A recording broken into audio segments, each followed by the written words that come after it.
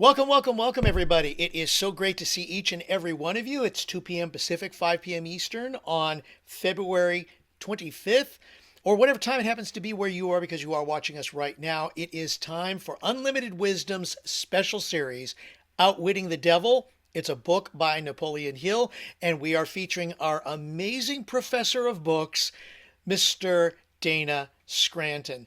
I love the fact that Dana is here for us, helping us understand this whole series and this whole book. And he's done a lot of research. Who is Dana Scranton? Well, he has studied at the University of Wyoming, Northwest College, and Stanford University, works at making a difference, meaning he loves teaching people how to create an entrepreneurial lifestyle of fun, profit, freedom, and impact. And one of his favorite sayings, which we love, love, love, is, "My purpose in life is to help people create an authentic life of freedom, of their choosing, and on their terms." So it is now time for Chapter 6 of Outwitting the Devil by Napoleon Hill. And ladies and gentlemen, allow me to introduce our professor, our gentleman who is guiding us through this incredible book. Let's give it up for Mr. Dana Scranton. Thanks. Well, thanks, Craig and Robert and Terry. So, yeah, welcome. Good to see all of you and all of you out there in the gallery. Today this is a really good episode we're going to be covering today because it is the second preferred weapon of the devil. The first one, of course, was drifting. We just finished drifting. But drifting gets you into the devil's snare, but it doesn't necessarily capture you if you know how to get out. But now we're going to go into something called hypnotic rhythm. And hypnotic rhythm is quite possibly the most dangerous of the two weapons that he likes. Drifting is the beginning, but hypnotic rhythm is what locks you in potentially to a course that you can't escape from. So today, that's an important chapter. So let me real quickly here get my slides up for you. Got to find them first. They're right there. Now I go over there. Oh, there we go. Okay. There's the share button, and here we go. So if you're looking at the book, this would be chapter 5. It's chapter 6 in the audio. Slide. Can you see the slides okay, Craig? We got him. Okay. So what is hypnotic rhythm? Well, hypnotic rhythm is about habits. And in my category of habits, they come in two flavors, good and bad habits. And the flavor of your dominant habit or habits is going to predict your state, whether you're a drifter or a non-drifter. And the idea behind hypnotic rhythm is that habits that become solidified, that become dominantly present in your life, if not absolutely subconsciously running in the background, those become hypnotic rhythms. And they're very difficult, if not impossible, to change. Not impossible to change, it's just very difficult. And we're going to get into some of that here. Okay. Now, what are some forms of habits that you might have? Well, they come in a lot of different categories, but here's a short list. The words you use, what you say to yourself, in other words, your self-talk, the thoughts you think, those can be habitual, the body language you use, how you sit, how you stand, what that says to your mind, how that enters into your thought processes, the routines that you go through on a day-to-day basis, experiences that you expose yourself to on a regular basis. That becomes a form of habit. The influences that you allow into your life, whether it's doom scrolling, watching the evening news, uh, watching some of these, I don't know, what are they call them, reality TV shows. I know my wife likes those. I stay away from them because they are so full of schadenfreude which is a German term for uh, enjoying the demise of someone else. Well, anyway, that's a tangent. Influences like that, actions that you take, the things that you go off and do, actions actually are a form of habit. If you do them over and over and over again, they become habit, right? And attitudes. What's an attitude? An attitude is a combination of a lot of things. You have an attitude toward something, and that attitude influences you and it becomes a habit. And then beliefs. Beliefs are habits. So this is a short list.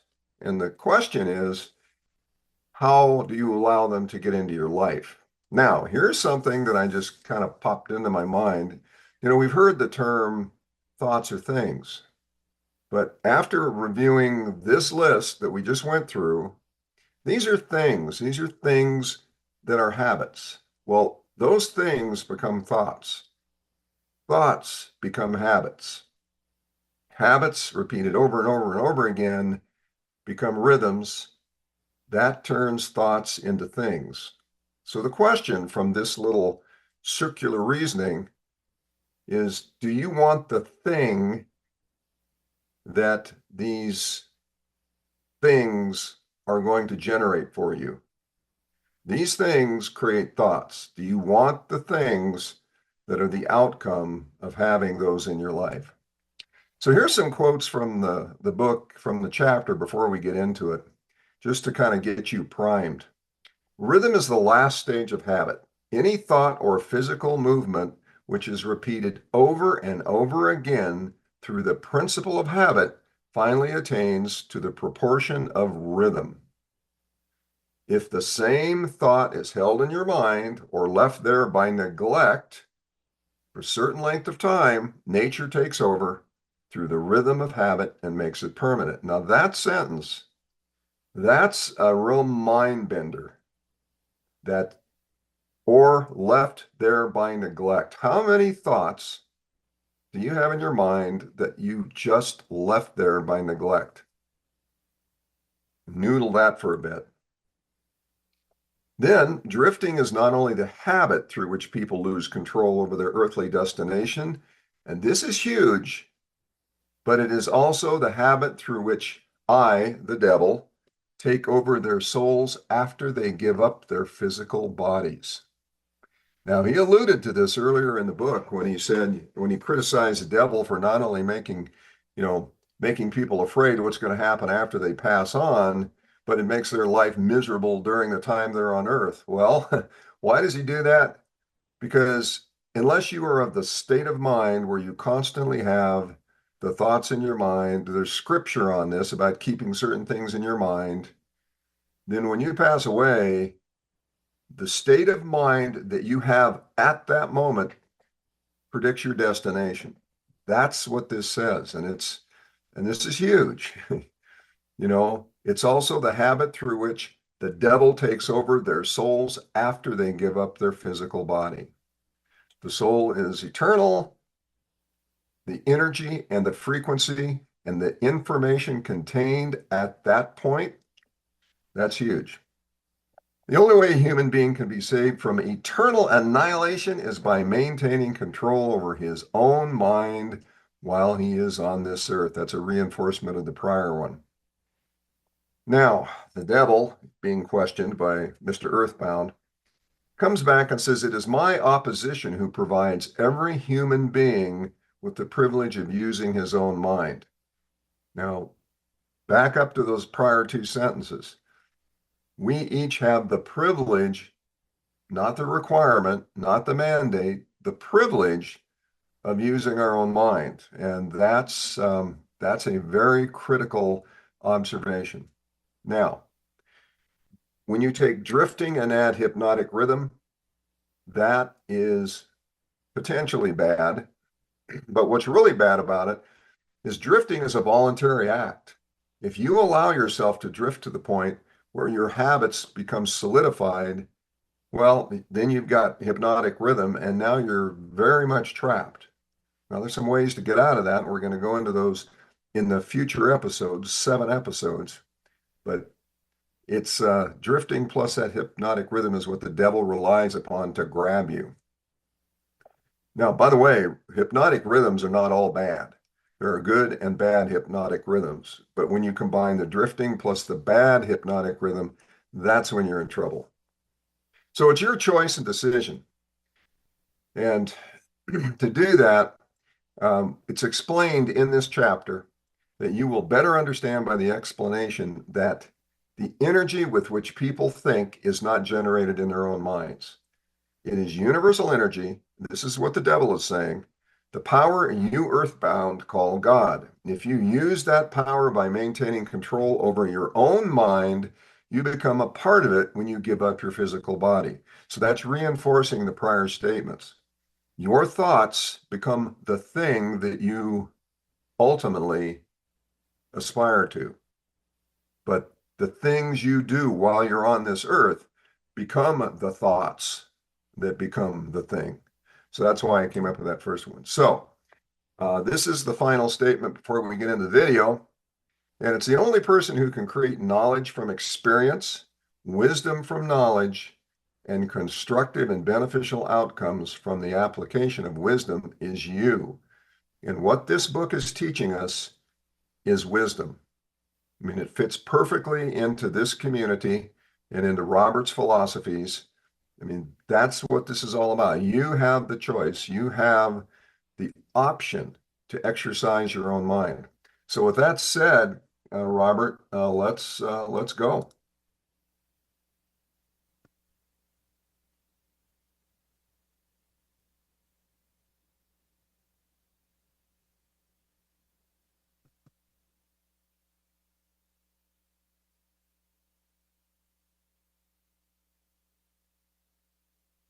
I think you need to restart it, Robert, with the what is it? The audio, the share.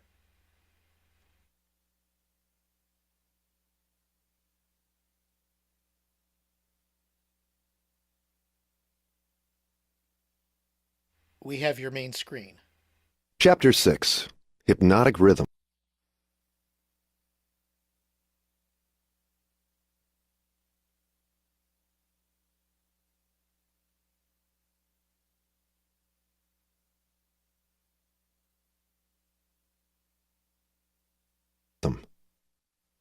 What is this mysterious law through which you take permanent control of people's bodies, even before you take over their souls? The whole world will want to know more about this law and how it operates. It will be hard to describe the law so you will understand it, but you may call it hypnotic rhythm. It is the same law through which people can be hypnotized.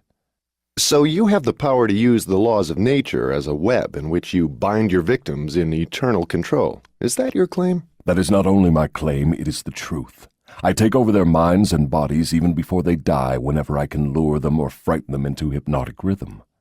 What is hypnotic rhythm? How do you use it to gain permanent mastery over human beings? I will have to go back into time and space and give you a brief, elementary description of how nature uses hypnotic rhythm. Otherwise, you will not be able to understand my description of how I use this universal law to control human beings. Go ahead, but keep your story confined to simple illustrations which come within the range of my own experience and knowledge of natural laws. Very well, I shall do my best. You, of course, know that nature maintains a perfect balance between all the elements and all the energy in the universe. You can see that the stars and the planets move with perfect precision, each one keeping its own place in time and space. You can see that the seasons of the year come and go with perfect regularity. You can see that an oak tree grows from an acorn, and a pine grows from the seed of its ancestor. An acorn never produces a pine, and a pine seed never produces an oak. These are simple things which anyone can understand. What one cannot see is the universal law through which nature maintains perfect balance throughout the myriad of universes. You, earthbound, caught a fragmentary glimpse of this great universal law when Newton discovered that it holds your earth in its position and causes all material objects to be attracted toward the center of the earth. He called the law gravitation. But he did not go far enough in his study of the law. If he had, he would have discovered that the same law which holds your earth in position and helps nature maintain a perfect balance over the 4 dimensions in which all matter and energy are contained, is the web in which I entangle and control the minds of human beings. Tell me more of this astounding law of hypnotic rhythm. As I have already stated, there is a universal form of energy with which nature keeps a perfect balance between all matter and energy. She makes specialized use of this universal building material by breaking it up into different wavelengths. The breaking up process is carried on through habit. You will better understand what I am trying to convey if I compare it with the method by which one learns to play music. At first, the notes are memorized in the mind. Then they are related to one another through melody and rhythm. By repetition, the melody and rhythm become fixed in the mind. Observe how relentlessly the musician must repeat a tune before he masters it. Through repetition, the musical notes blend, and then you have music. Any impulse of thought that the mind repeats over and over through habit forms an organized rhythm. Undesirable habits can be broken. They must be broken before they assume the proportions of rhythm. Are you following me? Yes. Well, to continue, rhythm is the last stage of habit. Any thought or physical movement which is repeated over and over through the principle of habit finally reaches the proportion of rhythm. Then the habit cannot be broken, because nature takes it over and makes it permanent. It is something like a whirlpool in water. An object may keep floating indefinitely unless it is caught in a whirlpool. Then it is carried round and round, but it cannot escape. The energy with which people think may be compared with water in a river. So this is the way in which you take control of the minds of people, is it? Yes. All I have to do to gain control over any mind is to induce its owner to drift. Am I to understand that the habit of drifting is the major danger through which people lose their prerogative or privilege of thinking their own thoughts and shaping their own earthly destinations? That and much more. Drifting is also the habit through which I take over their souls after they give up their physical bodies. Then the only way a human being can be saved from eternal annihilation is by maintaining control over his own mind while he is on this earth. Is that true? You have stated the truth perfectly. Those who control and use their minds escape my web. I get all the others as naturally as the sun sets in the west. Is that all there is to the business of being saved from eternal annihilation? Doesn't what you call your opposition have anything to do with saving people? I can see that you do think very deeply. My opposition, the power you earthbound call God, has everything to do with the salvation of people from eternal annihilation, and for that reason it is my opposition who provides every human being with the privilege of using his own mind. If you use that power by maintaining control over your own mind, you become a part of it when you give up your physical body. If you neglect to use it, then I have the privilege of taking advantage of the neglect through the law of hypnotic rhythm. How much of a person do you take over when you gain control of him? Everything that is left after he ceases to control and use his own mind. In other words, when you gain control of a person, you take over all there is of his individuality up to the time that he quits using his own mind. Is that correct? That is how I operate. What do you do with people whom you control before death? Of what good are they to you while they live? I use them, or what is left of them after I take charge, as propagandists to help me prepare the minds of others to drift. You not only fool people into destroying their power to control their own minds, but you use them to help you trap others? Yes, I let no opportunity get away from me. Let us come back to the subject of hypnotic rhythm. Tell me more of how this law works. Show me how you use individuals to help you gain control over others. I want to know something of the most effective way you use hypnotic rhythm. Oh, that is easy. The thing I like best is to fill the minds of people with fear. Once I fill one's mind with fear, I have little trouble causing him to drift until I have entangled him in the web of hypnotic rhythm. What human fear best serves your purpose? The fear of death. Why is the fear of death your favorite weapon? Because no one knows, and by the very nature of the laws of the universe, no one can prove definitely what happens after death. This uncertainty frightens people out of their wits. People who give over their minds to fear, any sort of fear, neglect to use their minds and begin to drift. Eventually they drift into the whirlpool of hypnotic rhythm, from which they may never escape. Then you do not mind what religious leaders think or say of you when they speak of death? Not as long as they say something. If the churches should stop talking about me, my cause would receive a severe setback. Every attack made against me fixes the fear of me in the minds of all who are influenced by it. You see, opposition is the thing that keeps some people from drifting, providing they do not yield to it.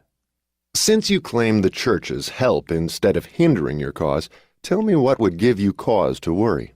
My only worry is that someday a real thinker may appear on Earth. What would happen if a thinker did appear?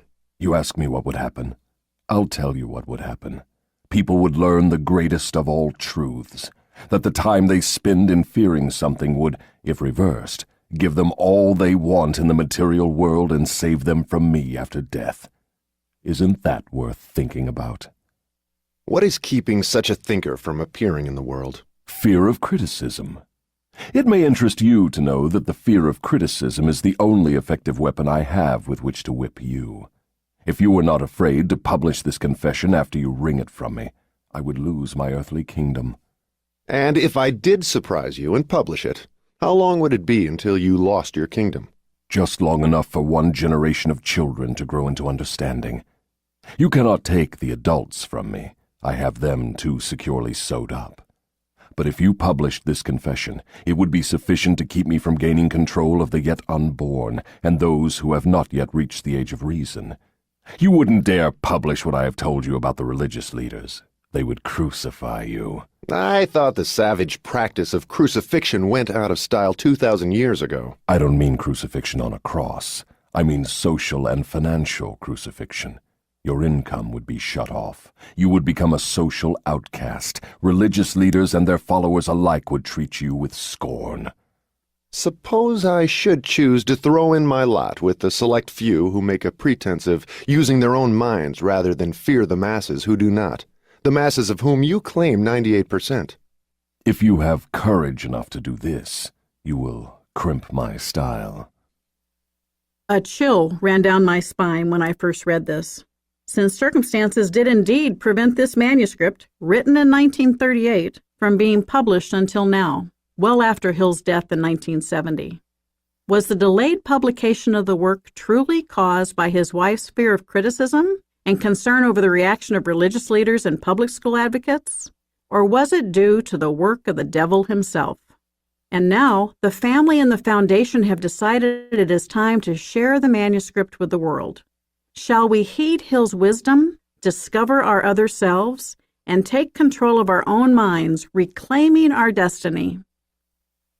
Why do you lay claim to no scientist? Don't you like scientists? Oh, yes. I like all people well enough, but true scientists are out of my reach. Why? Because they think for themselves and spend their time studying natural laws.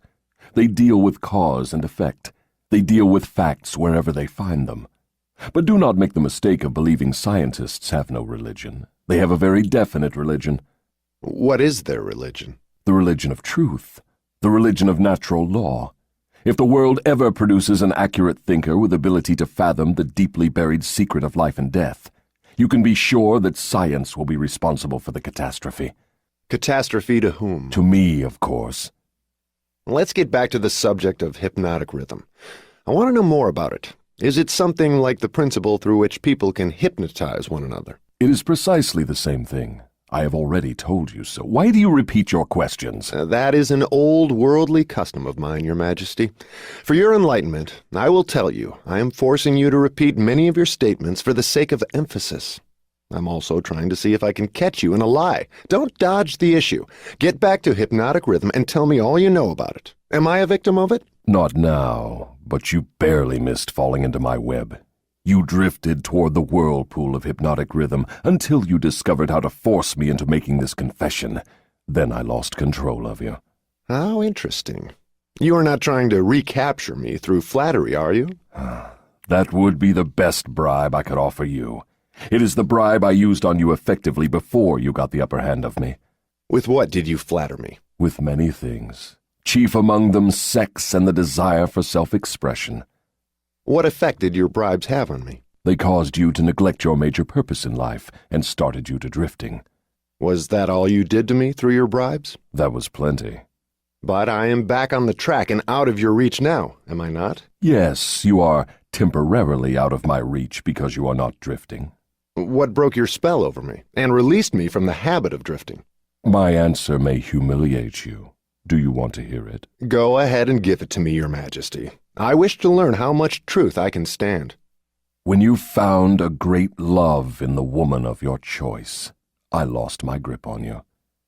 So you are going to accuse me of hiding behind a woman's skirts, are you? No, not hiding. I wouldn't put it that way. I would say you have learned how to give yourself a solid background with the embellishment of a woman's mind.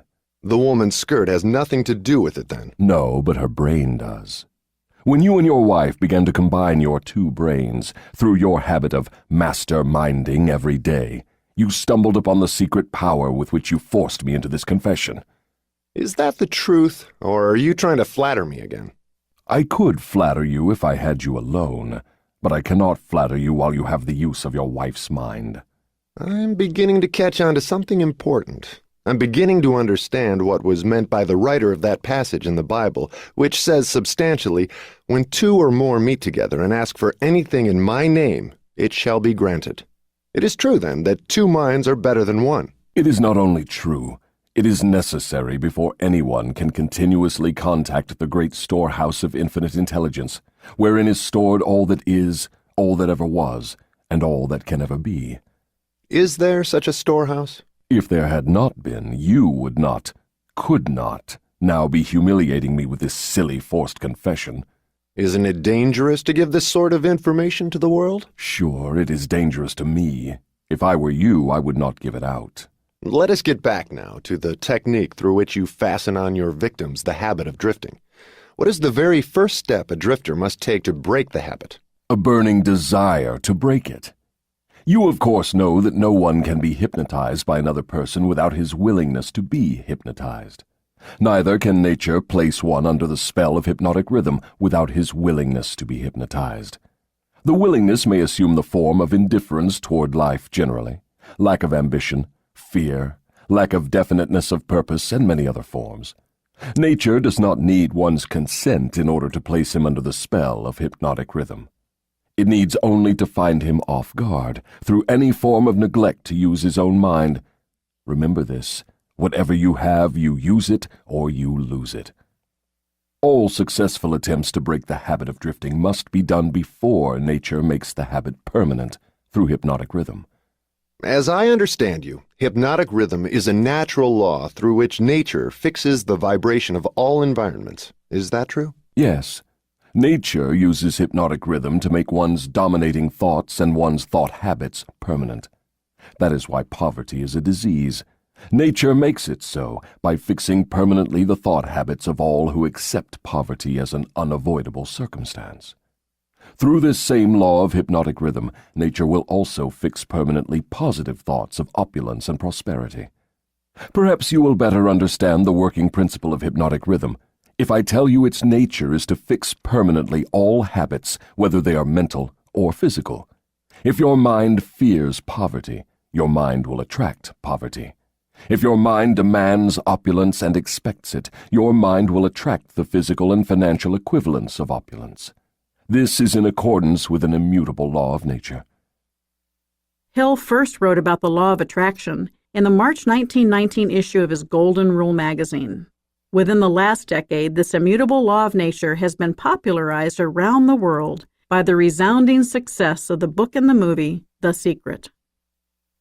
Did the writer of that sentence in the Bible, "Whatsoever a man soweth, that shall he also reap," have in mind this law of nature? He could have nothing else in mind. The statement is true. You can see evidence of its truth in all human relationships. And that is why the man who forms the habit of drifting through life must accept whatever life hands him. Is that correct? That is absolutely correct. Life pays the drifter its own price on its own terms. The non-drifter makes life pay on his own terms. Doesn't the question of morals enter into what one gets from life? To be sure, but only for the reason that one's morals have an influence on one's thoughts. No one can collect what he wants from life merely by being good, if that is what you want to know. No, I guess not. I see what you mean.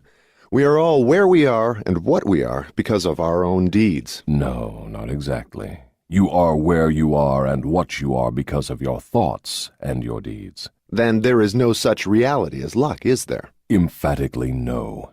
Circumstances which people do not understand are classified under the heading of luck.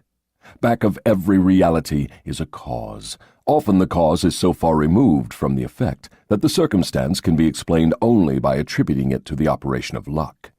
Nature knows no such law as luck. It is a man-made hypothesis with which he explains away things he does not understand. The terms luck and miracle are twin sisters. Neither of them has any real existence except in the imaginations of people. Both are used to explain that which people do not understand. Remember this: everything having a real existence is capable of proof. Keep this one truth in mind, and you will become a sounder thinker. Which is more important, one's thoughts or one's deeds? All deeds follow thoughts. There can be no deeds without their having first been patterned in thought.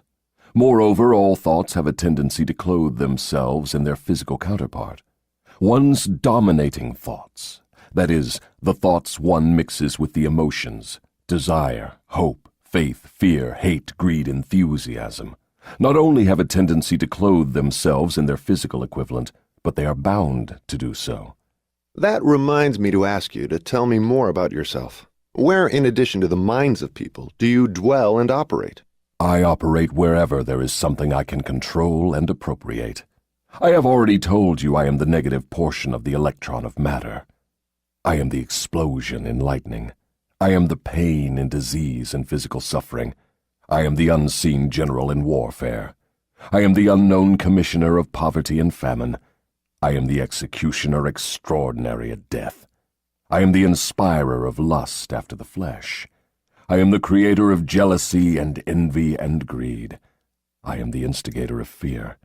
I am the genius who converts the achievements of men of science into instruments of death. I am the destroyer of harmony in all manner of human relationships. I am the antithesis of justice. I am the driving force in all immorality. I am the stalemate of all good. I am anxiety, suspense, superstition, and insanity. I am the destroyer of hope and faith. I am the inspirer of destructive gossip and scandal. I am the discourager of free and independent thought. In brief, I am the creator of all forms of human misery, the instigator of discouragement and disappointment. And you do not call that cold and cruel? I call that definite and dependable. The world depression broke up the habits of men everywhere and redistributed the sources of opportunity in all walks of life on an unprecedented scale. The drifter's pet alibi, with which he tries to explain away his undesirable position, is his cry that the world has run dry of opportunities. Non-drifters do not wait for opportunity to be placed in their way. They create opportunity to fit their desires and demands of life. Hill speaks of the great opportunities that arose during the Great Depression and the fortunes that were made by those who seized those opportunities. I believe that Hill would say the same thing in our own day. Many opportunities exist today because of the economic turmoil. Will you seize one and create your own opportunity to fit your desires and demands of life? Are non-drifters smart enough to avoid the influence of hypnotic rhythm? No one is smart enough to dodge the influence of hypnotic rhythm. One could just as easily avoid the influence of the law of gravity. The law of hypnotic rhythm fixes permanently the dominating thoughts of men, whether they be drifters or non-drifters. There is no reason why a non-drifter would want to avoid the influence of hypnotic rhythm, because that law is favorable to him. It helps him convert his dominating aims, plans, and purposes into their physical replicas. It fixes his habits of thought and makes them permanent. Only the drifter would wish to dodge the influence of hypnotic rhythm. For the better portion of my adult life, I've been a drifter. How did I manage to escape being swept into the whirlpool of hypnotic rhythm? You haven't escaped. The major portion of your dominating thoughts and desires since you reached adulthood has been a well-defined, definite desire to understand all the potentialities of the mind. You may have drifted on thoughts of lesser importance, but you did not drift in connection with this desire. Because you did not drift, you are now recording a document which gives you exactly what your dominating thoughts demanded of life. Why doesn't your opposition use hypnotic rhythm to make permanent one's higher thoughts and nobler deeds? Why does your opposition permit you to use this stupendous force as a means of entangling people in a web of evil, spun by their own thoughts and deeds? Why does your opposition not outwit you by binding people with thoughts which build and lift them above your influence? The law of hypnotic rhythm is available to all who will use it. I make use of it more effectively than does my opposition because I offer people more attractive bribes to think my sort of thoughts and indulge in my sort of deeds. In other words, you control people by making negative thinking and destructive deeds pleasing to them. Is that correct? That is the idea exactly. Chapter 7. Seeds of Fear.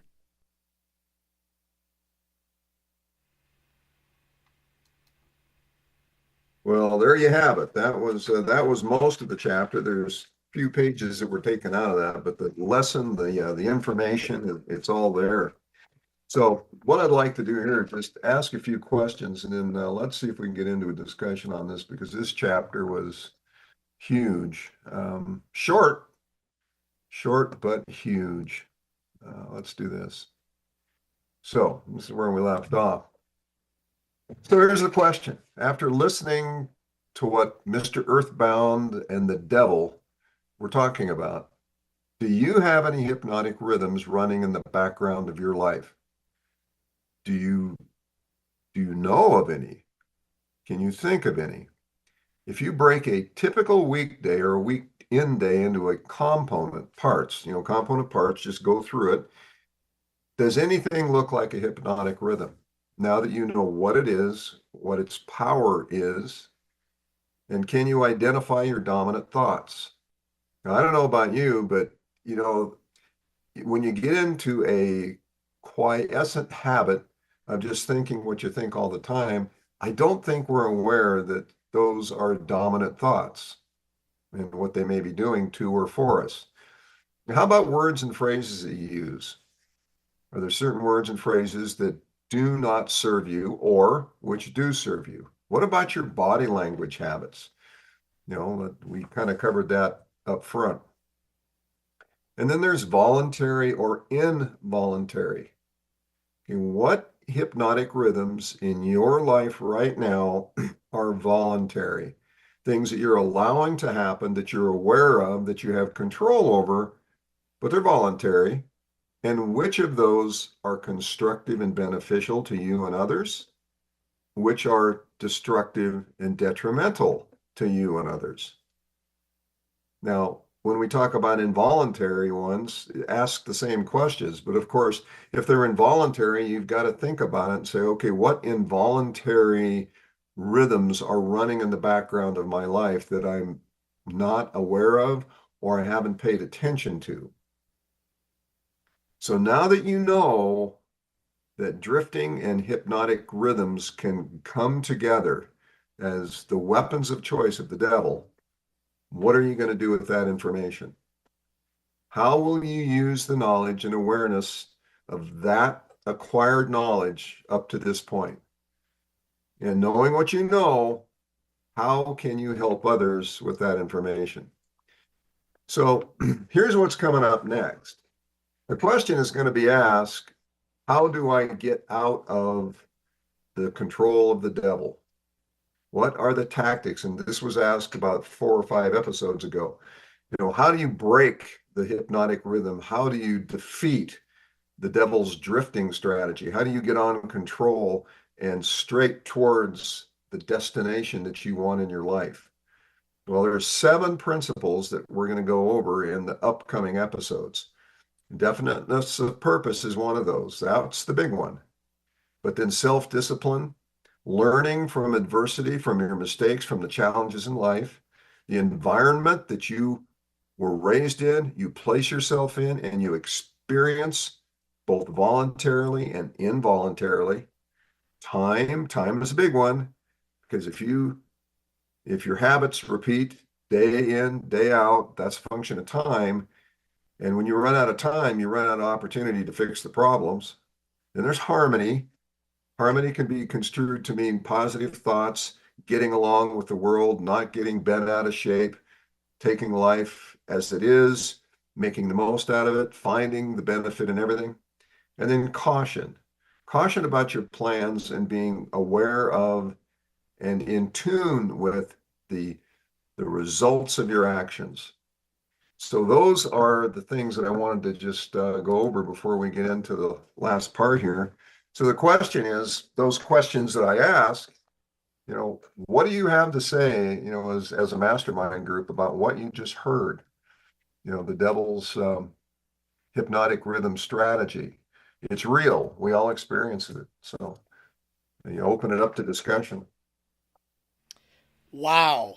I hope everybody got an idea there of hypnotic rhythm.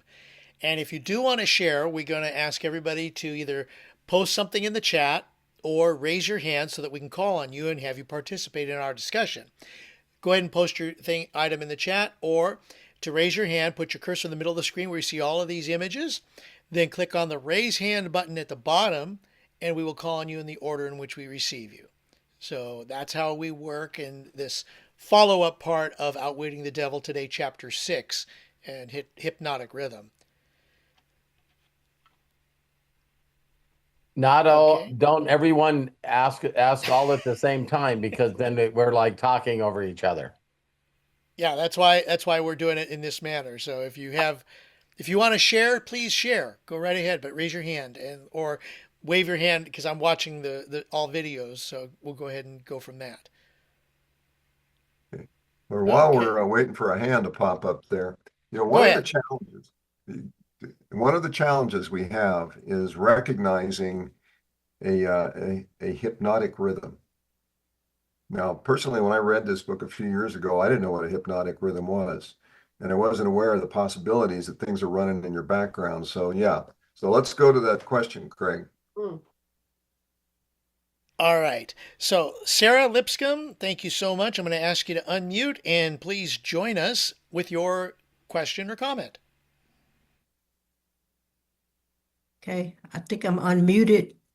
We hear you. We hear you. Can you see me? It says that everybody. Yes. Yeah, we can Okay, see you. all You right. could probably lower your camera, but for right now, don't touch it. We got you. There you Okay. go. That's better. So, I noticed in one section it was mentioning how it's more important or easier to um get a grip on the drifting if it's more than one person. So does that imply that to do that will be more difficult if it's just one person alone? I know that the Bible says that two can accomplish more than one person together. Yeah, what he was referring to there is the mastermind concept, and that if you have two people who mastermind and have the same basic focus, the same basic desire and goals, then that reinforces each other's mental state and their if you will, their positive state of mind. And so, yes, it makes it more difficult for the devil to grab a hold of that, because think about it, if you have like your spouse and she's telling you you're drifting, you're not taking out the garbage like you said you would, and you get together and you talk about it, that becomes a non-problem. You now have a system, you now have a plan. The garbage will go out at 8 o'clock in the evening, something like that.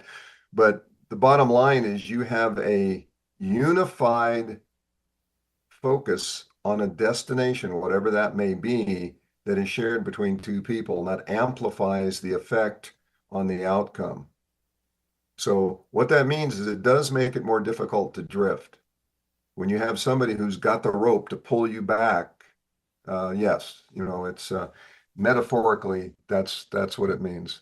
Yeah, so that does also means that both of you also have to be on the same accord, because sometimes when it's two, it can make it a little bit more difficult if you're not on one accord. So yeah, I get that. You Well, got that's to. true. And if they also in the dialogue that was going on there, when they refer to one of the devil's tactics of getting married couples to bicker with one another, Yeah. that's exactly what you've just alluded to. When Mm-hmm. that happens, that sets you adrift, because part of what goes on there is you now create habits. habits to keep you in the frame of mind you want to be in, whether it's anger, resentment, whatever that may be. And that repeated over time, well, that becomes hypnotic rhythm. You're both drifting, and now you have a hypnotic rhythm that is negative. So drifting plus negative hypnotic rhythms equal disaster over the waterfall, into the rocks. Yeah, so you're dead on. You got it. Okay. All right. Thank you. Thank you. Great share, Sarah. Thank you so much. Appreciate that. Anybody else? And we're going to go over to Robert here in just a quick second. All right. Robert, let's get her done. Go for it, please.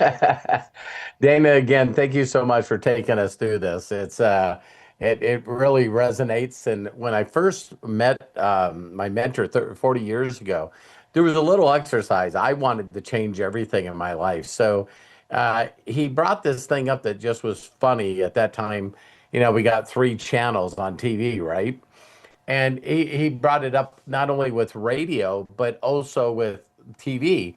Is he says, does anybody understand that they call it programming? And it's like, I knew that it was called that, but it was just interesting that he said, to your regular programming. You know what I mean? It's like it's programming. And so I thought about the hypnotic rhythm until he just said, listen, I'm going to challenge each and every one of you. Just do a journal of what you do every day. And he says, I don't care what it is. Just this is when I get up, I go to the bathroom, I brush my teeth, I do whatever, right? And he says, just do it for a couple of days, because the 2 things he wanted to be able to share with everyone is how habit forming we have, that we do certain things and we do exactly those, right? So even how we get in a vehicle and how we drive back and forth to work, very rarely, you got one way that you do it. If you stop and pick up a cup of coffee or whatever, you got this whole thing that you do. And it's just something that makes us comfortable instead of trying to figure out what to do. And so once you wrote all that programming down, then there was a very uncomfortable thing that he did. He said, so everyone always tells me, because they believe in what they say, is they say, I don't have time. He says, well, honestly, you don't. You don't have time, because you just did a journal where you have every moment accounted for. You have every moment accounted for. So when you say, I don't have time, you're telling the truth. So what I need you to do now is look at that journal of a couple of days, and what are some things that you think that you could eliminate to change your life? And you got a lot of people that will just say something like, the 5 a.m. morning, right? You grab an extra hour every day by getting up a little earlier or something like that. By the way, I don't agree with that 5 a.m. thing.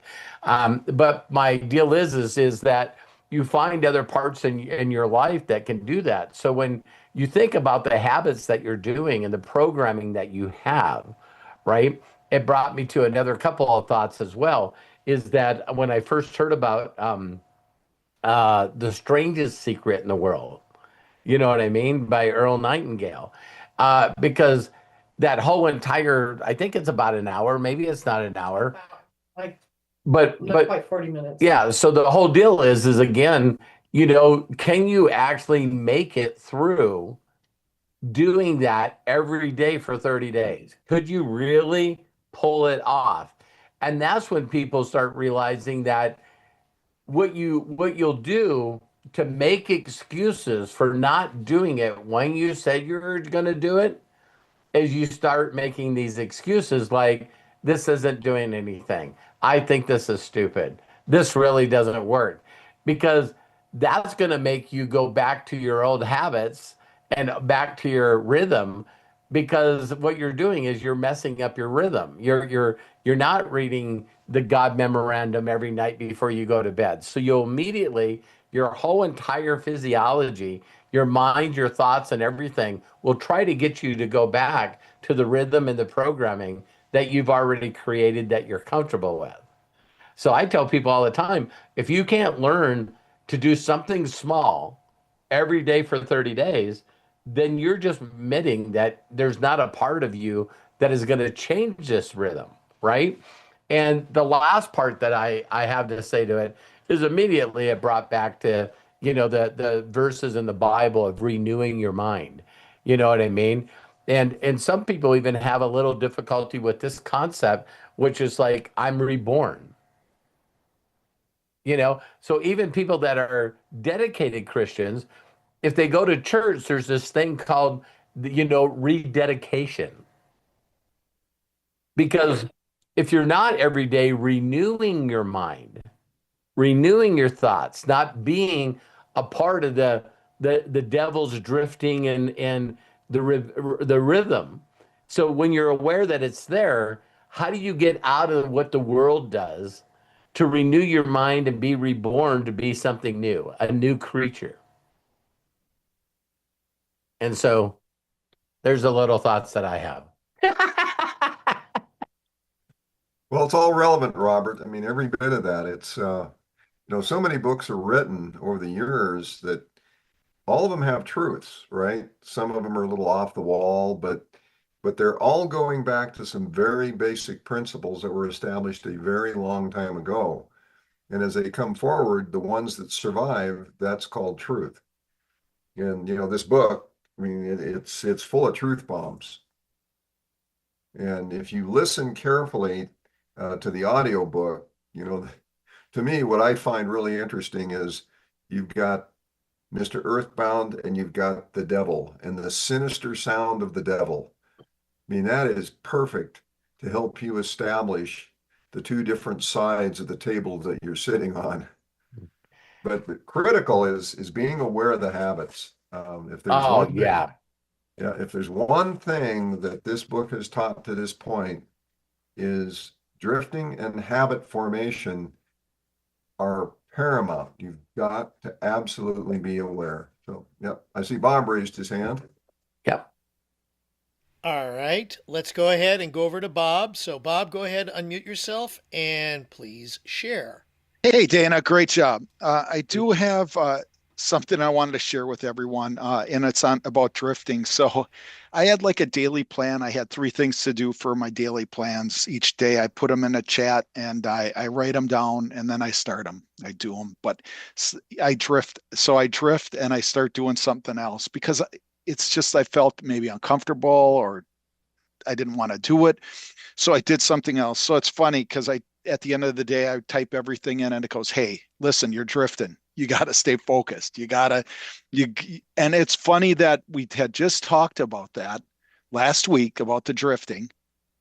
And then it kind of came up just today or yesterday for me. And it's just, I got to keep with my game plan that I want these three things done each day. Yeah. Well, that's one of the benefits of going through this book really is how many of us were aware of the term drifting and what it means. We always hear about, well, there's a cup drifting in the water out there somewhere, or something. But when it comes to the human drifting, what did that really mean until we started going through this? And you kind of have hit it right on the head.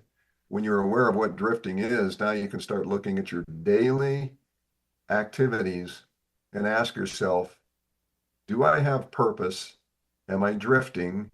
And then, of course, the rhythms, the hypnotic rhythms that are going on in your life. So if nothing else from this mastermind series, you are now aware of those two critical elements, and you're right on target, it seems. Yeah, thanks. Yeah, thanks so much. It's so nice going through this. There's such valuable information in here but thanks for introducing this book. I appreciate it.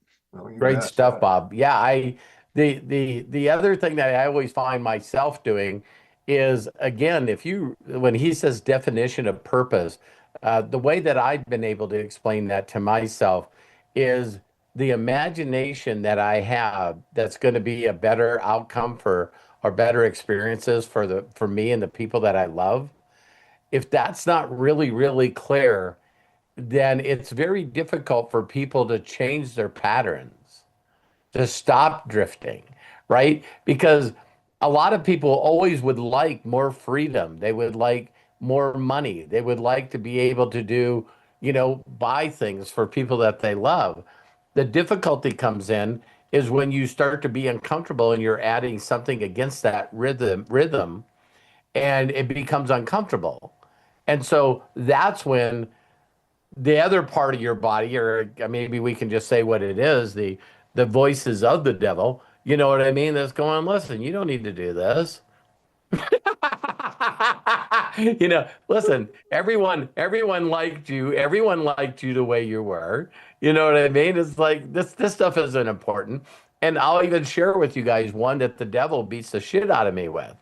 And it's bizarre because Terry and I always talk about this, is when I get very uncomfortable and do a bunch of stuff that I know that I should do, and right away, the adversary, the devil, will say to me, but this is not going to make anyone you love any happier. And you're driven around the happiness of the people that you love. So they seem to be unhappy when you make $1.2 million a year, and they seem to be unhappy when you make 200,000 a year. Well, where can any of you identify what the devil's doing to me that's really, really, really honestly messed up? Yeah. Is what about me just being happy?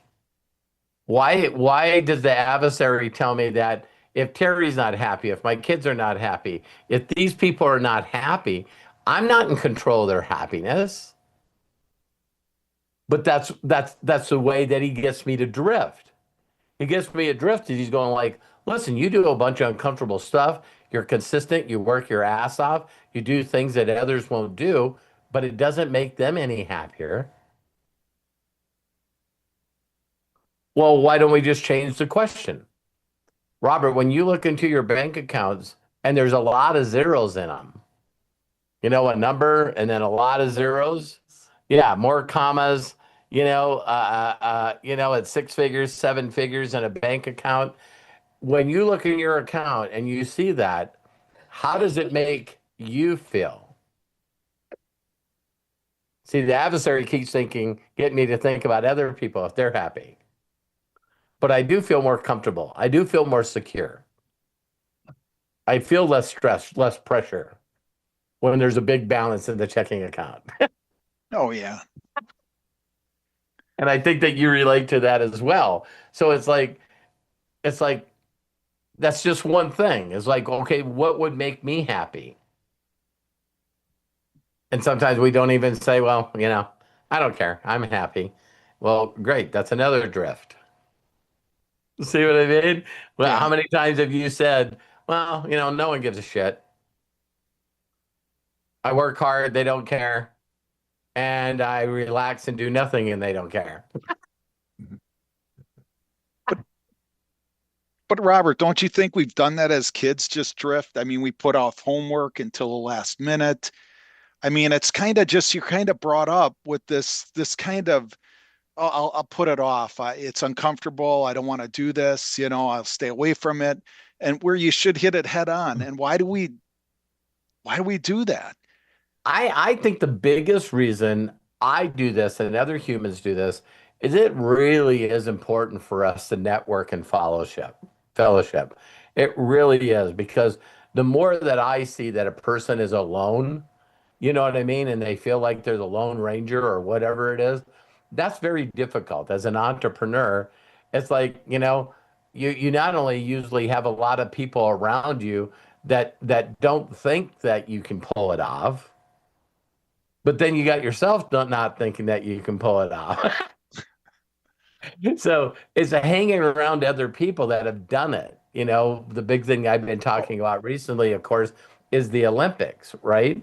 And I haven't seen the entire speech that one of the guys did, but he was just talking about the one thing that you hear in the atmosphere of the people that win gold medals is they seen someone else do it. And so he said the biggest reason for the Olympics and having people do these things is that it just inspires the next generation.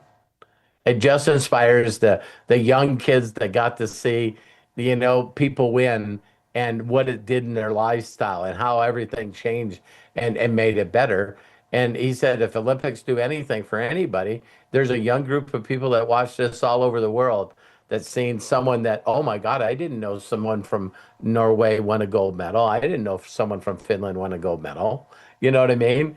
And that was, believe it or not, behind the inspiration of the Jamaica bobsled. You know what I mean? The whole thing was, wow, we're nobody. We're a country. We don't have anybody in the Olympics. Well, what could we do?